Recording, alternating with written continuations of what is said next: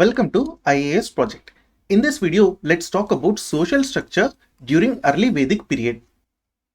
So early Vedic period started around 1500 BCE and it lasted up to 1000 BCE. Even before Aryans came into India, there was a class division within these Aryans. This means that Aryans before coming into India were divided into two classes, that is nothing but nobility and ordinary tribesmen. Nobility class was called as Kshatriya class, whereas ordinary tribesmen were called as Vis. We already talked about the word Vis. Vis generally meant ordinary tribesmen. It also sometimes meant clan. So this was the case before the Aryans came into India. Once they entered India, these class divisions further strengthened. So we can say that initially these class divisions, that is Kshatriya and Vis, were not very strong. But once they entered India, these class divisions further strengthened. Because when the Aryans came into India, they faced Dasyus. Dasyus were basically the local inhabitants that were existing near Indus region and Gangetic region. These Dasyus were dark-skinned as well as stub-nosed, whereas the Aryans were fair-skinned and long-faced. So the physical characteristics of Aryans and Dasyus were different. That is why Aryans tried to distinguish themselves from non-Aryan people. Non-Aryan people mostly means Dasyus. There were also some other type of non-Aryans, but mainly it was the Dasyus they tried to distinguish themselves from. So when Aryans came into India, these local people were basically non-Aryan people. But the Aryans started calling them as Dasyas and later they also called them Dasas.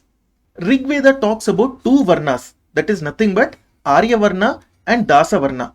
It is very important for us to understand what is the meaning of Varna in Rig Veda. In Rig Veda, Varna actually meant color. It also could mean category, but color was most importantly the meaning of the word Varna. Please remember, it did not mean caste. This is very important from the point of view of prelims, because during the Rig Vedic period, caste system was not existing. And when Varna appears in Rig Veda, it means color as well as category. Many experts actually believe that it was not even color, it was mainly category. Category here simply means that there were two categories of people in that society. First one was Aryans and the other was Dasyus. So these are basically the two categories or two Varnas. However, many experts also believe that Varna actually meant color. So in case there is a question in the prelims, what is the meaning of Varna during the Rig Vedic period? Then the answer would be color. If color is not there, you can answer it as category. So during the Rig Vedic period, the social divisions were not rigid. When we say this, we are only comparing it with the later Vedic period, because social divisions were obviously there. I told you that even before Aryans came into India, there was social division, or let's say class division. That is, people were divided into Kshatriya class and Vis class. What exactly is class division? Class division simply means that people are differentiated into different classes based on the resources that are captured by them. For example, if a class of citizens is having so much money, then they would be belonging to upper class of the economy. If some people are not having so much money, then they would be belonging to lower class of economy. Please note that class always does not mean economic class only. It could mean social class also. Anyway, we don't want to go into sociology and anthropology. From the point of view of general studies, just remember that class division basically means that people are differentiated into different classes based on the accessible resources or the resources that are available to those people. So during the Rig Vedic period, social divisions were not very rigid. And we say this in comparison to later Vedic period, because in later Vedic period, class divisions or social divisions became very rigid. So when Aryans came into India and encountered Dasas, they attacked them and they captured these Dasas. After capturing, these Dasas were treated as slaves. That is why we can say that Aryan society also had slaves, and these slaves were basically the captured Dasas or the captured Dasyus.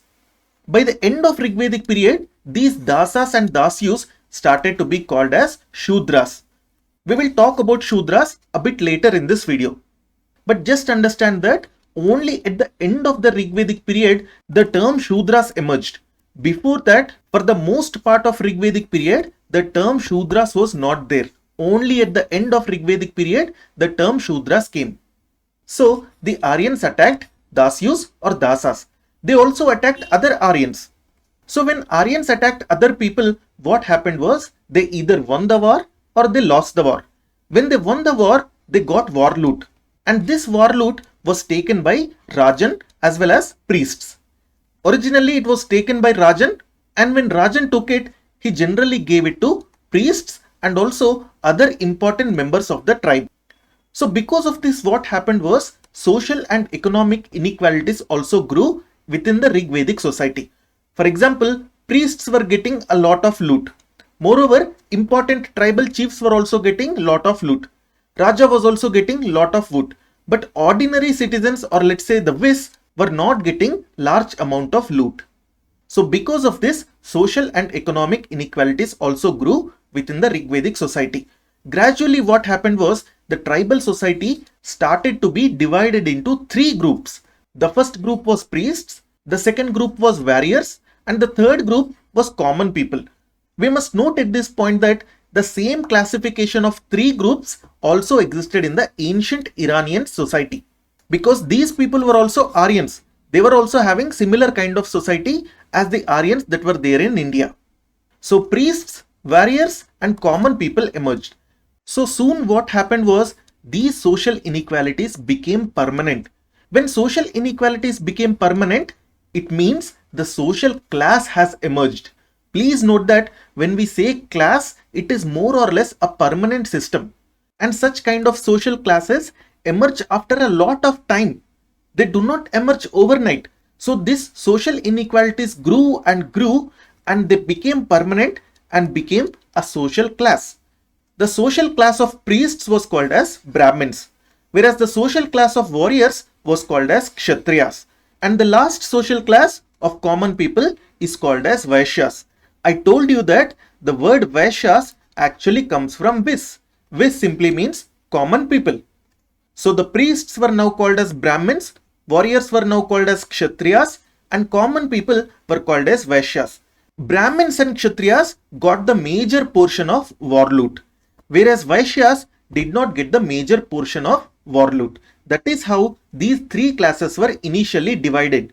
Please note that they were not divided on the basis of occupation or on the basis of caste. They were only divided based on the social inequalities that developed in the early Aryan society. That is why initially the Sudras as a distinct category did not develop. Sudras as a distinct category only developed towards the end of Rigvedic period. We will talk about this shortly. So when at the end of Rigvedic period Sudras also emerged as a different category, what happened was there was a new concept which was called as fourfold Varna system. Fourfold Varna system means there were now four Varnas. During the Rigvedic period, Varna actually meant color or category. It did not mean caste. So by the end of Rigvedic period, fourfold Varna system emerged. Moreover, this fourfold Varna system also got religious sanction, which means that the priests or Brahmin class said that this Varna system is now valid and has to be accepted by the society. Now let's talk about what is the fourfold Varna system and how did it emerge. The origin of fourfold Varna system is considered as Purusha Sukta. Please let me tell you at this point that this theory or this slide, whatever I am showing you, is a bit controversial. Some experts do not agree that fourfold Varna system originated in Purusha Sukta. But let's discuss it anyway because it is given in most of the books that are important for our exam. So what is Purusha Sukta? We know that Sukta is nothing but a hymn. And Purusha Sukta was actually a hymn in the Rig Veda. And this hymn particularly belongs to the 10th mandala or the 10th book of Rig Veda. So we can say that Purusha Sukta was a part of 10th mandala of Rig Veda. We know that in Rig Veda there are totally 10 mandalas. And within these 10 mandalas, the first mandala as well as the 10th mandala were actually the newest additions to Rig Veda. So we can say that first mandala and 10th mandala were written towards the end of the early Vedic period. That is almost close to 1000 BC. while the remaining books that were there in between were written towards the beginning of early Vedic period. So, since the Purusha Sukta is in the 10th mandala, we can say that Purusha Sukta emerged only at the end of the Rig Veda. I hope you understand this. Purusha Sukta was not established during the initial part of early Vedic period. It only emerged at the end of the early Vedic period. Purusha Sukta says that there are 4 varnas, and these 4 varnas originated from 4 body parts of Purusha. Purusha is nothing but the cosmic being. Please imagine it like the god of the entire universe. Everything in the universe is made up of this cosmic being, which is nothing but Purusha. However, at this point we must note that Purusha Sukta actually does not have the word Varna. Let me remind you that this subject is controversial. However, let's discuss. So Purusha Sukta says that 4 Varnas came from 4 body parts of Purusha. And what are those body parts? Brahmins came from the mouth of Purusha, Kshatriyas came from the arms of Purusha, Vaishyas came from the thighs, and Shudras came from the feet. So this is how Purusha Sukta says that 4 Varnas originated. Purusha Sukta also talks about many other things. One of which is that it says that all the cosmic entities like sun, moon, planets and everything, and also earthly entities like water, fire, air also come from the Purusha. All these are not important from our point of view of exam, but what is important is you have to know that Purusha Sukta was the basis of 4 Varna system, and Purusha Sukta is present in 10th mandala of Rig Veda.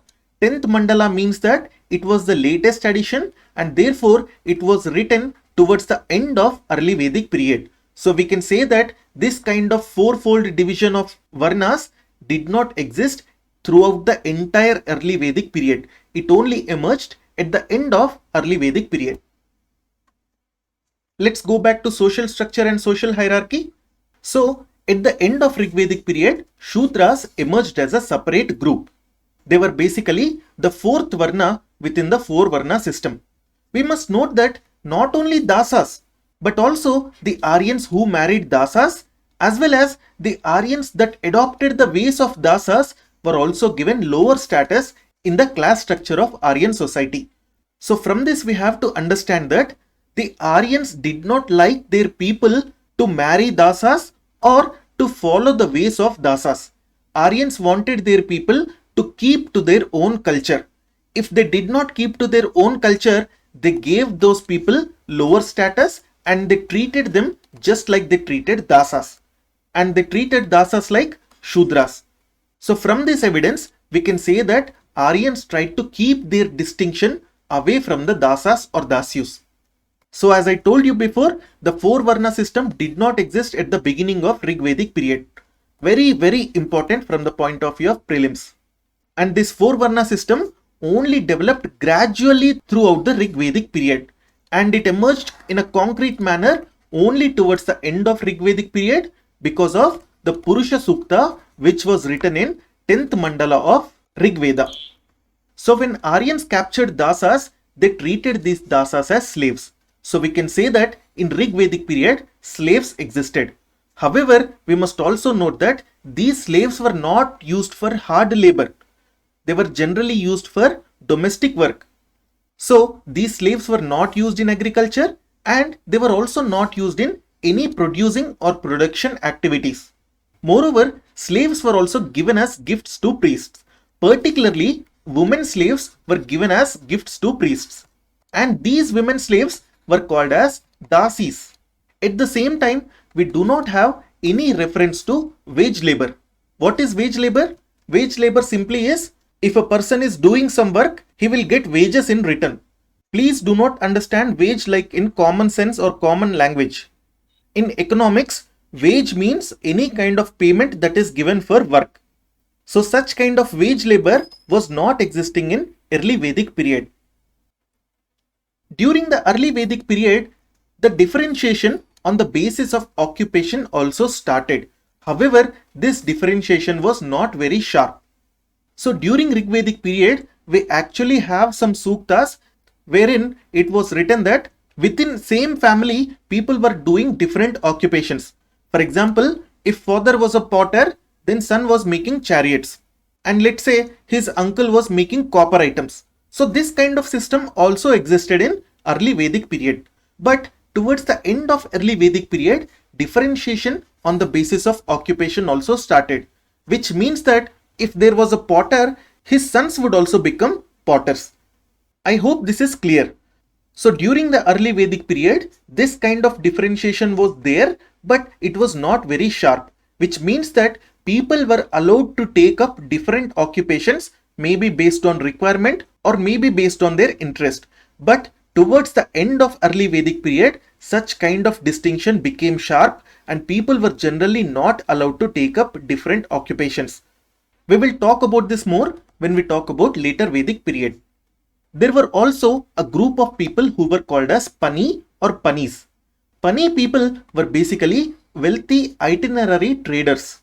And these people can also be called as caravan traders because Pani people mainly conducted long distance trade through land route. And these people were considered as enemies of Aryans because in Rig Veda it was written that these Pani were mischievous people. These Pani used to steal the cattle of Aryans and then they used to hide these cattle in the forests. This was written in Rig Veda. Moreover, these Panis also did not patronize Vedic priests. And also, these Panis did not give sacrifices. All this means that these Panis were not following Vedic culture. That is why these Pani were treated as enemies by Aryans. So let us quickly sum it up. Initially, early Vedic society was largely egalitarian. Egalitarian means that people were more or less equal to each other in various aspects. And gradually, social distinctions emerged. For example, by the end of early Vedic period, we have what is known as Purusha Sukta in the 10th mandala of Rig Veda, where it explains the origins of 4 Varnas. And all these distinctions mainly emerged towards the end of Rig Vedic period. So all these distinctions became very significant in the later Vedic period. Now let's talk about some other aspects of society in early Vedic period. Aryans also needed to pass time. So to pass time, they used to do chariot racing, horse racing, dicing. Dicing is basically like gambling with die. They also liked music and dance. So we can say that all these activities were pastimes of Aryans. Moreover, Aryans loved singing and dancing. For example, they played different instruments like flute, harp, lute, cymbals and drums. You can see different kind of musical instruments here. So all these instruments were played by Aryans. Other social activities of Aryans include gambling. We know this because we have found evidence of die from different Aryan sites. Moreover, Rig Veda also talks about gambling. So this is about the pastimes of Aryans. We must note that Aryans did not build any cities. They were mainly living in small settlements, or we can say they were living in villages. Moreover, even in these villages, they mainly built their homes using mud and reed and also wood, but they did not use stone or bricks for building. However, they were experts at smithing bronze as well as copper. That is why copper and bronze tools and weapons of Aryans were superior compared to Harappan people. So this finishes our society of early Vedic period. In our next lecture, we will start with the economy of early Vedic period. Please like and subscribe. You can download this presentation from our Telegram channel. The name of the channel is IAS Project. You can find the link for this channel in the description section below. Thank you.